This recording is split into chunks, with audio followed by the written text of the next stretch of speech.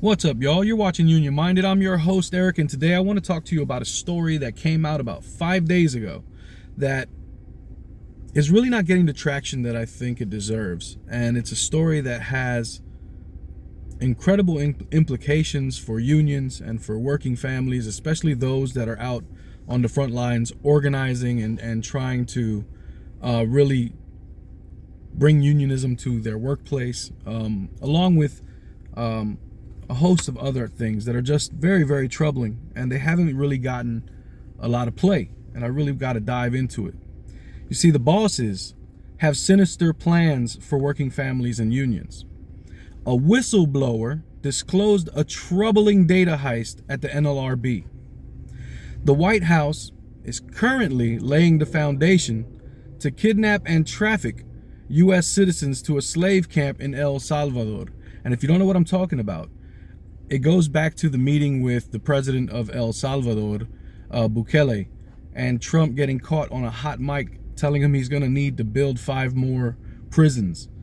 And then also going further to say that he's considering beginning to send homegrown criminals to El Salvador. And we got to keep in mind that he's doing this with no due process. So this isn't necessarily catching people, putting them through the process, finding them guilty, presenting evidence, and then deciding to do something. This is making an allegation and then doing something. That's crazy.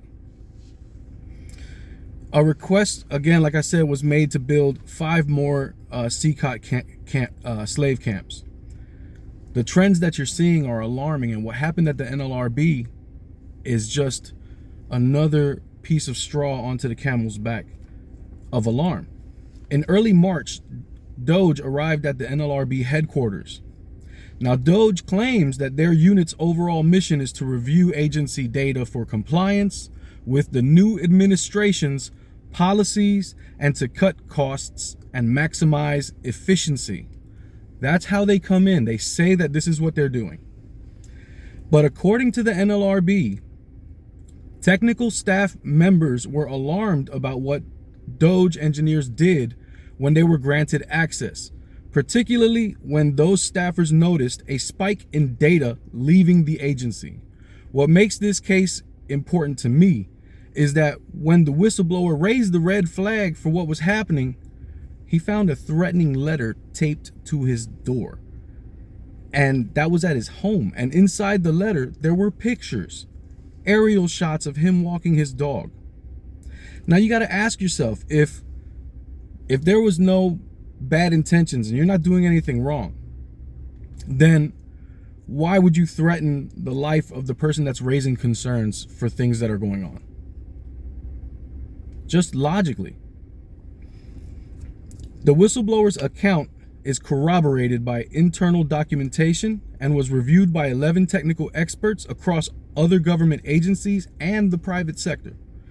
In total, NPR spoke to over 30 sources across the government, the private sector, the labor movement, cybersecurity, and law enforcement, who spoke to their own concerns about how DOGE and the Trump administration might be handling sensitive data and the implications for its exposure. Much of the following account comes from the whistleblower's official disclosure and interviews with NPR, and this is in quotes. "I can't attest to what their end goal was or what they're doing with the data," said the whistleblower Daniel Burelis in an interview with NPR. "But I can tell you that the bits of the puzzle that I can quantify are scary. This is a very bad picture that we're looking at." Now remember, there's whistleblower programs that protect the whistleblower, but this whistleblower had his life threatened over what he's disclosing. The Next Gen Case Management System houses information about ongoing contested labor cases, lists of union activists, internal case notes, personal information from social security numbers to home addresses, proprietary corporate data, and more information that never gets published openly. Access to that data is protected by numerous federal laws, including the Privacy Act. This is another quote. "There is nothing that I can see about what Doge is doing that follows any of the standard procedures for how you do an audit that has integrity and that's meaningful and will actually produce results that serve the normal auditing function, which is to look for fraud, waste, and abuse. This is a quote from Sharon Block, the executive director of Harvard Law School's Center for Labor and a Just Economy and a former NLRB board member. There are multiple ongoing cases involving the NLRB and companies controlled by Musk. After a group of former SpaceX employees lodged a complaint with the NLRB, lawyers representing SpaceX, some of whom were recently hired into government jobs, filed suit against the NLRB. Their argument that the NLRB is unconstitutional. Beyond that, though, bosses know that unions are the working family's best hope for fighting back against their oppression. The data breach at NextGen makes it easier for companies to fire employees for union organizing or keep blacklists of organizers. Illegal activities under federal labor laws that are enforced by the NLRB. Now, also keep in mind that the NLRB can't enforce anything right now because they don't have a quorum because the White House fired one of the NLRB board members. But people get fired in this country all the time for the lawful act of trying to organize a union, said Block. The totality of the picture is what is the scariest.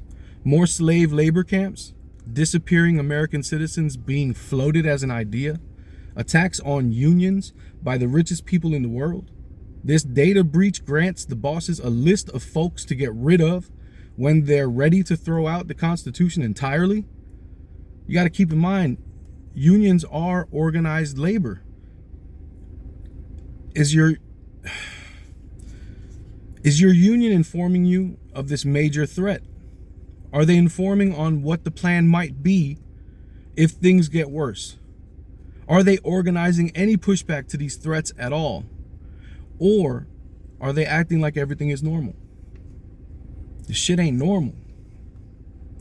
We're under attack and we have to have a plan to fight back.